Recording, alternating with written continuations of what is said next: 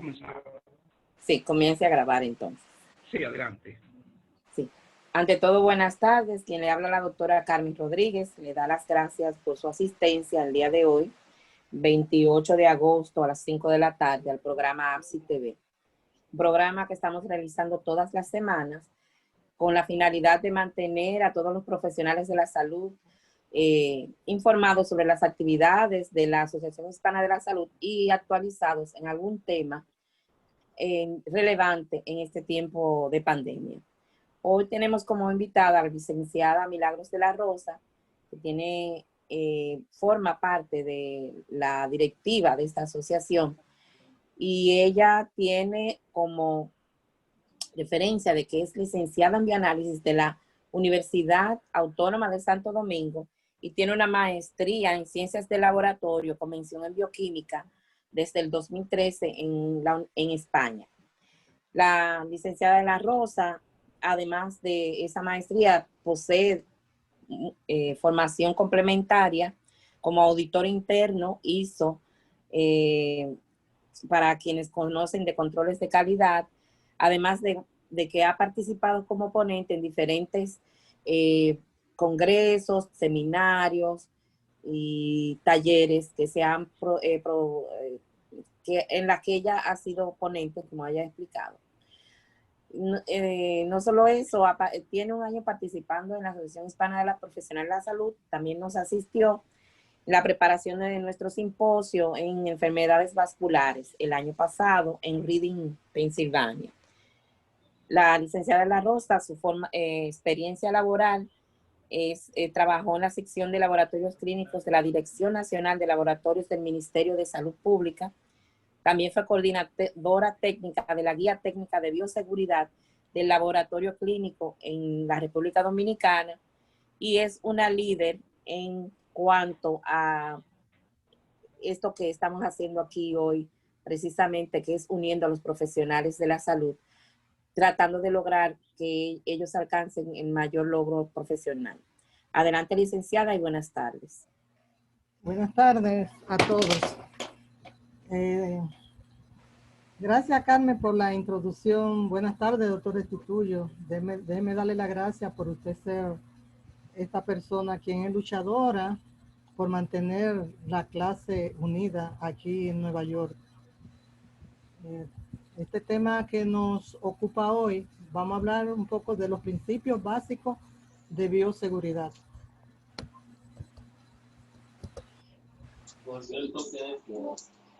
La bioseguridad se define como el conjunto de medidas preventivas que tiene como objeto proteger la salud y seguridad del personal, pacientes y visitantes y medio ambiente.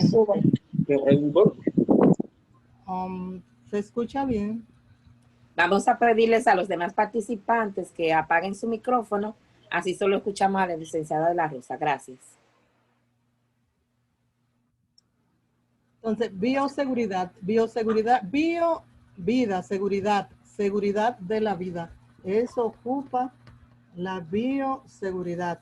Los objetivos de ella es reconocer situaciones de riesgo, prevenir las infecciones intrahospitalarias, prevenir los accidentes laborales, es decir, adelantarse a que sucedan cualquier accidente, aplicar las precauciones estándares y producir cambio de actitud.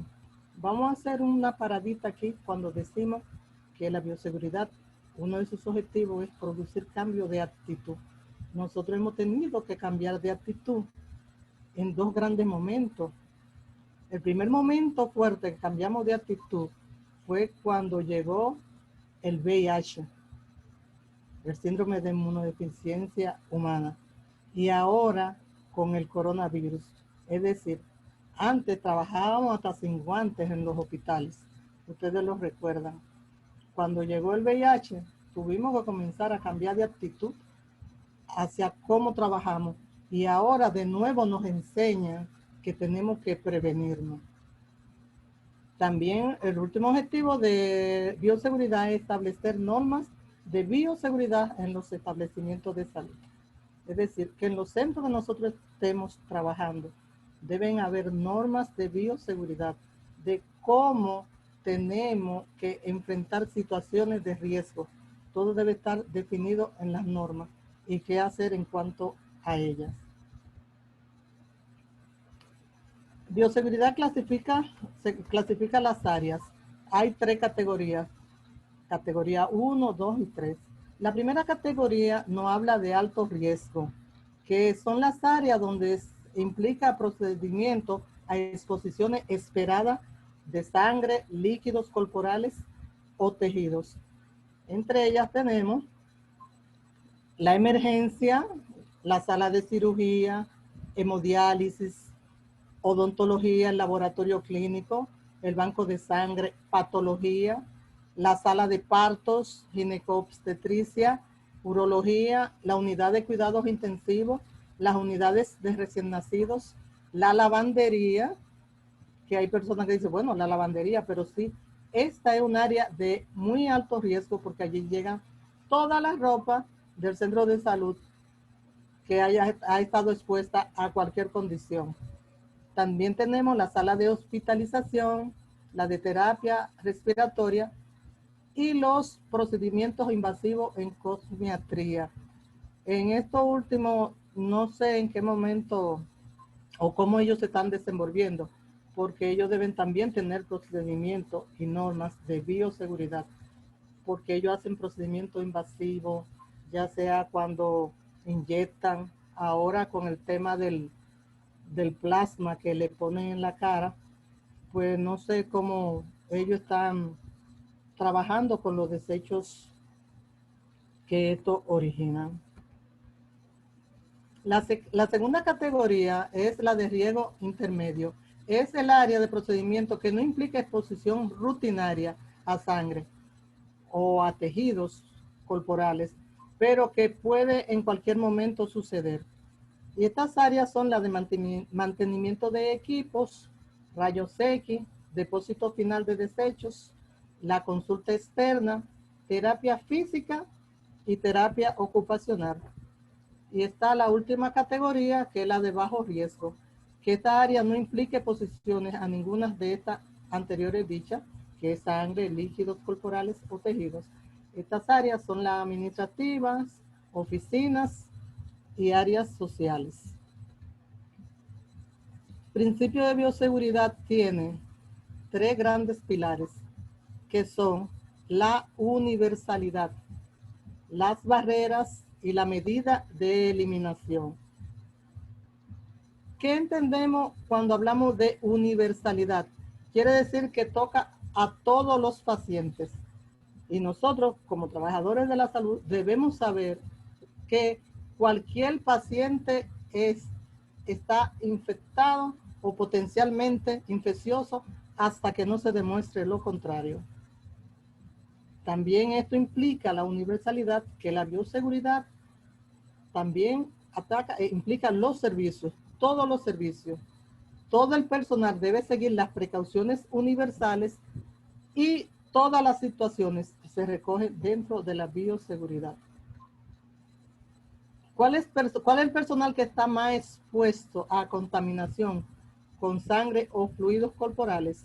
Bueno, en primer lugar están las enfermeras, luego están los médicos, bioanalistas, odontólogos, operarios de lavanderías, personal de seguridad, bomberos, paramédicos, prestadores de primeros auxilios y los voluntarios. Son lo que no quiere decir que otra persona no estén expuesta, pero son los que más expuestos están. En este diagrama de pastel vemos cómo el personal de enfermería ocupa casi un 60% de más propenso, el que está enfrente de la situación. Le sigue el personal de limpieza, como con un 10%, laboratorio, médicos y otros. El segundo pilar de que habla la bioseguridad son las barreras de protección, que son los equipos de protección personal. Estos equipos están destinados a ser llevados, sujetados con el trabajador para que lo proteja de amenaza de o su seguridad. Estos equipos pueden ser de protección corporal, protección ocular, la mascarilla, hay que protegerse los pies, protección de manos y de cabeza. La protección corporal, la recomendación es que debemos usar batas, mandiles o uniformes dentro de los servicios, es decir, en el centro de salud que trabajemos.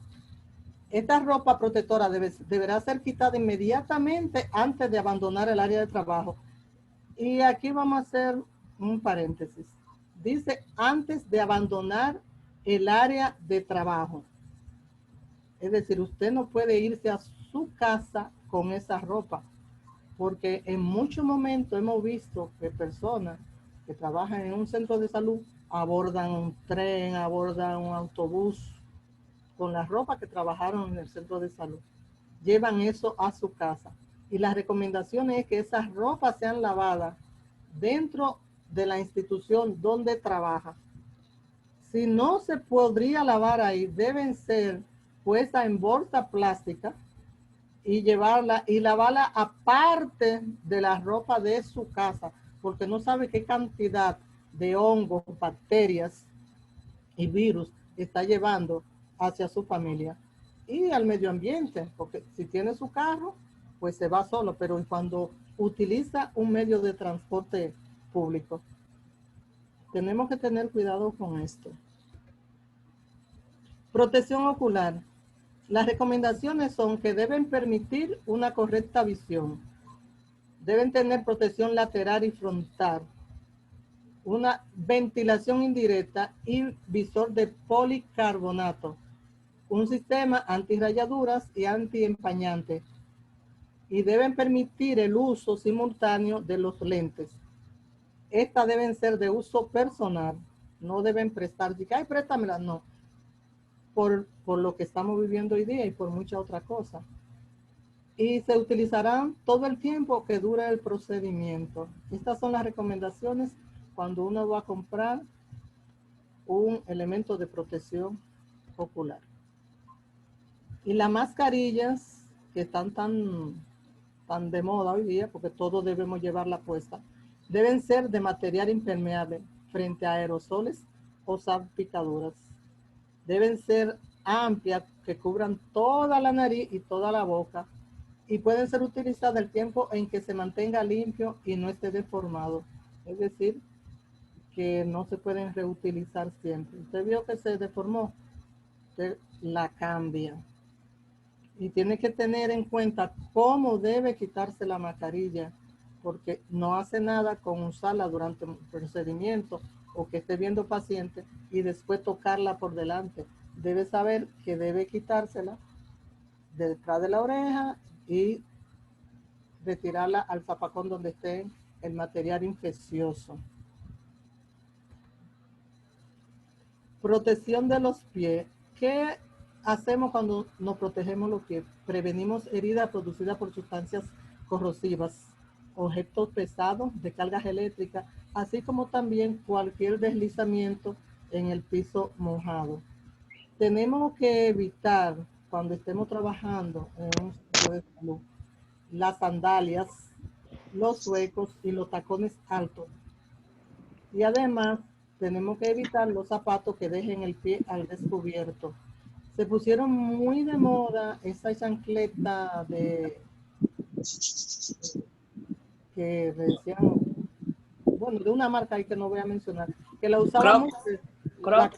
La Crocs se usaba mucho. Y eso no está permitido. No se recomienda el uso de ese tipo de calzado en los centros de salud, porque esos calzados tienen hoyo arriba. Tienen mucho orificio, aunque se pongan media. Ahí le puede caer sangre, ahí le puede caer cualquier fluido biológico. Y eso no lo protege. Usted puede tener una laceración en su pie y puede enfermarse. Por eso no se recomienda el uso de ese tipo de calzado. El uso de los guantes también es una barrera de protección que tenemos para evitar las infecciones cruzadas. Es decir, usted evita infectarse del paciente y también evita que el paciente se infecte con cualquier cosa que usted tenga en la mano. Cualquier bacteria que tenga que no esté en su hábitat natural. Previene la transferencia de microorganismos desde la mano al paciente. ¿Cuándo debemos usar guantes? En procedimientos que implique contacto con la sangre y otros fluidos corporales. En piel no intacta, membranas, mucosas o superficies contaminadas con sangre. Cuando vamos a hacer una punción venosa, es recomendable el uso del guante. También debe siempre cambiarse el guante entre pacientes. Usted ve a un paciente ahora, usted se cambia el guante. Tiene que lavarse la mano antes y después de usar el guante. Si va a limpiar algún instrumento, si va a limpiar alguna superficie, debe utilizar los guantes. Y déjenme recordarle que el uso de los guantes no reemplazan el lavado de manos, porque hay muchas personas que usan los guantes y como tenían los guantes puestos, ya no quieren lavarse la mano. Eso no lo reemplaza. Siempre debemos lavarnos las manos antes y después. También debemos recordar cómo quitarnos los guantes de manera correcta, porque no hacemos nada con usar los guantes si no nos los sabemos quitar, porque cuando nos lo quitamos de una forma que no debe, pues esparcimos los virus y las cosas. Cuando tenemos que sabernoslo quitar, cuando nos quitamos uno, poner uno dentro del otro y echarlo a la basura que va en un recipiente rojo, como le voy a hablar más adelante.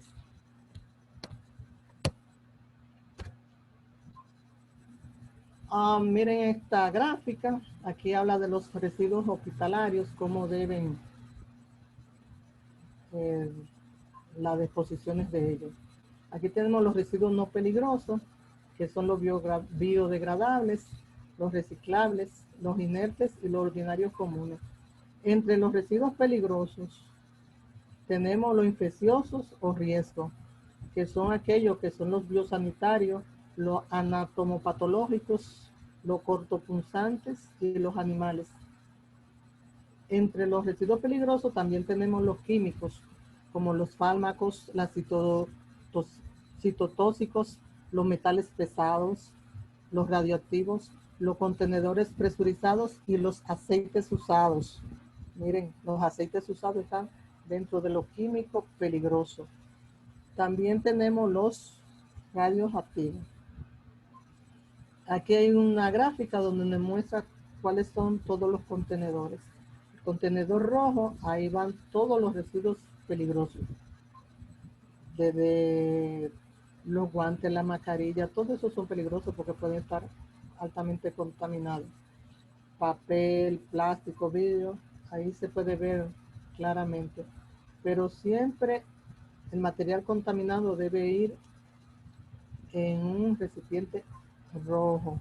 Cuando eliminamos las agujas, también debe ir en recipientes rojos las agujas y las jeringas, porque son altamente contaminantes. Aquí una gráfica donde muestra cómo debe ser de la forma adecuada del manejo de los residuos hospitalarios. Se le pone el símbolo de bioseguridad, que son material altamente contaminante, en el símbolo, y siempre empacado en bolsas rojas. Si nosotros no tenemos un manejo adecuado de nuestra basura, miren lo que puede suceder. Toda esa basura se va a los ríos, se va a las playas, se va a los vertederos. Y en los vertederos, en nuestros países por lo menos, existen personas que trabajan allí y se pueden pinchar con las agujas, se pueden infectar con todo este material que es altamente contaminante. Y la bioseguridad también cuida el medio ambiente. Nosotros, todo lo que es vida, la bioseguridad lo protege. Nosotros tenemos que proteger nuestro medio ambiente. ¿Cómo? Manejando los desperdicios, los desechos hospitalarios de manera adecuada. Y también lo de nuestra casa. Porque miren lo que podría suceder. Miren estas fotos. de animales que se asfixian con bolsa. Miren esa tortuguita cómo quedó cuando entró ahí, cómo creció. Miren ese caballito de mar con un hisopo. Esto es increíble lo que está pasando en nuestros océanos por el mal manejo que le damos a la basura. Clasificación de los riesgos hospitalarios. Los riesgos hospitalarios se clasifican en 5, que es el riesgo físico, el químico, el biológico, el ergonómico y el psicosocial. ¿Qué tenemos como riesgo físico? Gracias. Como riesgo físico, son aquellos que pueden afectar la salud de los trabajadores gracias a la energía física que poseen ellos. Dentro de ellos, estos son los más conocidos, que es ruido. No podemos estar trabajando en un lugar que haya mucho ruido, porque afecta. Fíjense que en los aeropuertos, el personal que trabaja en la pista siempre lleva unos cascos puestos para evitar el ruido. Bueno, minimizar el ruido. Cuando uno está trabajando, hay personas que trabajan en una oficina que están debajo de los trenes. El ruido que produce cada vez que pasa un tren y la vibración. La vibración también es un riesgo físico. La iluminación. Tenemos que trabajar en un ambiente con una iluminación adecuada, porque mucha iluminación no hace daño, pero si es poca también nos afecta. Entonces, la iluminación es un riesgo físico que debemos evitar. La temperatura por igual, porque a veces está haciendo mucho calor y llegamos a unos sitios que tienen el aire acondicionado puesto y la gente está temblando de frío porque tienen el aire acondicionado y no lo tienen acondicionado, lo tienen frío. Tiene que estar a una temperatura agradable, una temperatura ambiente. Así como también si hace mucho calor, no podemos estar desarrollando nuestro trabajo adecuadamente con una temperatura extrema, ya sea muy fría o muy calurosa. También dentro de los riesgos físicos tenemos las radiaciones. Es decir, que nos viven bombardeando con todo esto cada instante de nuestras vidas. Ahora pasamos a lo que son los riesgos químicos. Estos riesgos químicos son sustancias orgánicas o inorgánicas de procedencia natural o sintética, que puede ser en estado líquido, gaseoso o vapor, que dañan directa o indirectamente a la persona, a los bienes y o al medio ambiente. Dependiendo de su estado, esta puede estar en estado físico, que son los aerosoles o particulados, que vienen siendo las fibras, el polvo, la neblina, humo metálico, o puede ser moleculares, como los gases y vapores. Según la acción fisiológica que ellos hagan, pueden ser corrosivos, asfixiantes, narcóticos y sistémicos. Y dependiendo también de su ruta de entrada o la puerta de entrada que tenga a nuestro organismo. Puede ser por la vía respiratoria, puede ser a través de la piel, puede ser a través de la boca o por vía parenteral. Ahora hablamos del riesgo biológico, que es el que nos enfrentamos casi todo el tiempo nosotros los trabajadores de la salud. Y en ello tenemos que son posibles exposiciones a microorganismos que pueden dar lugar a una enfermedad o a varias enfermedades motivadas por la actividad laboral. Su transmisión puede ser por vía respiratoria, como ya ustedes saben, ya no podemos hablar de eso, que por vía respiratoria se transmite el coronavirus. Puede ser por vía digestiva, sanguínea, piel o mucosa. Lo más conocido, los riesgos biológicos más conocidos es por virus, por bacterias, parásitos y hongos. Y dentro de los riesgos biológicos, los líquidos potencialmente más contaminantes son la sangre. En primer lugar, la sangre. Le sigue el semen, la secreción vaginal, la leche materna, el líquido cefalorraquídeo, el líquido sinovial, el líquido pleural, el líquido amniótico, el peritoneal, el líquido pericárdico y cualquier otro líquido que esté contaminado con sangre. La sangre es altamente contaminante. Entonces, la flora transitoria son de mayor riesgo y causan las infecciones nosocomiales. Por ejemplo, la cándida, la salmonela, el enterococo SP, las pseudomonas, las chiguelas, el estafilococo epidermidis, el enterobacter y el estafilococo aureus. Son de los que más problemas causan en los hospitales con las nosocomiales. Y ahora hablamos del riesgo ergonómico. Ahora está de moda lo que es esto. ¿Por qué? Mire cuáles son esos riesgos. Son aquellos riesgos que se originan cuando el trabajador interactúa con su puesto de trabajo y cuando las actividades laborales presentan movimiento, postura o acciones que pueden producir daño a la salud. Como ahora todos estamos trabajando, o la mayoría está trabajando desde su casa, ¿qué asume? Mala postura a trabajar. Entonces, estos son riesgos ergonómicos. Lo más recomendable es que si usted está desde su casa trabajando, busque un espacio donde usted pueda tener su PC o su laptop, una silla que sea cómoda, como la que se ve en esa lámina, y usted mantenga la mayor postura, la mejor postura, porque ahora todo el mundo se está quejando con dolor de espalda, hay muchas personas, porque no tienen la postura correcta al trabajar desde su casa. Como están en su casa, pues se tiran en la cama, se sientan en el mueble y no asumen una postura correcta y está sufriendo un riesgo ergonómico.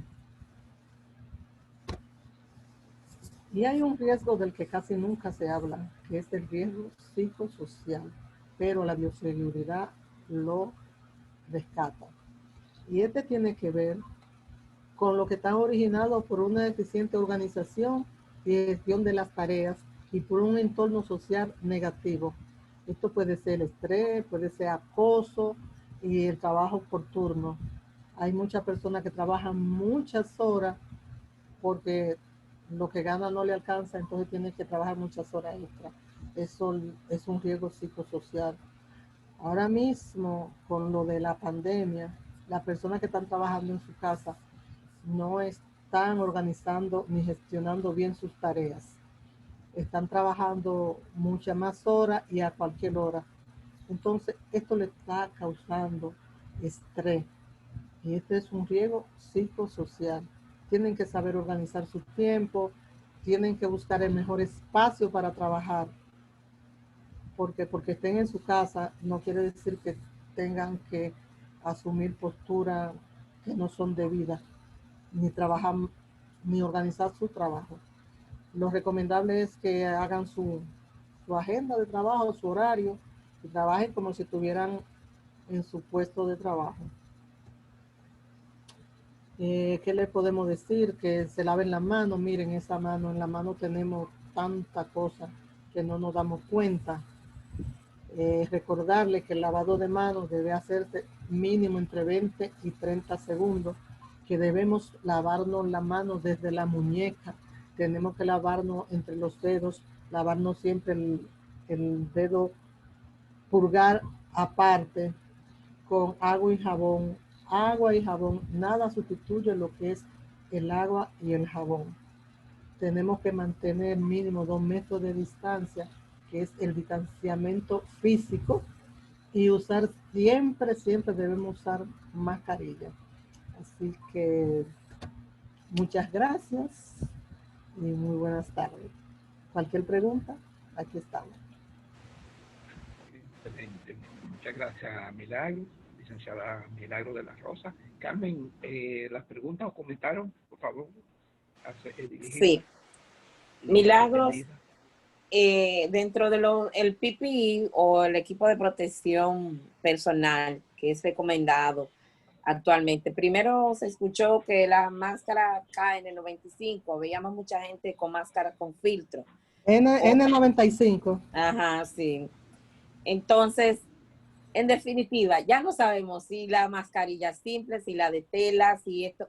Para nosotros como profesionales de la salud, ¿qué es lo más recomendable ahora, que se sepa ahora? Bueno, lo que está recomendando el CDC y la OSHA es que el trabajador de la salud debería, porque a veces no las hay, la N95. Y si no hay N95, pues puede usar la quirúrgica. Sí. Pero esos son Las los de trabajadores filtro, de la salud.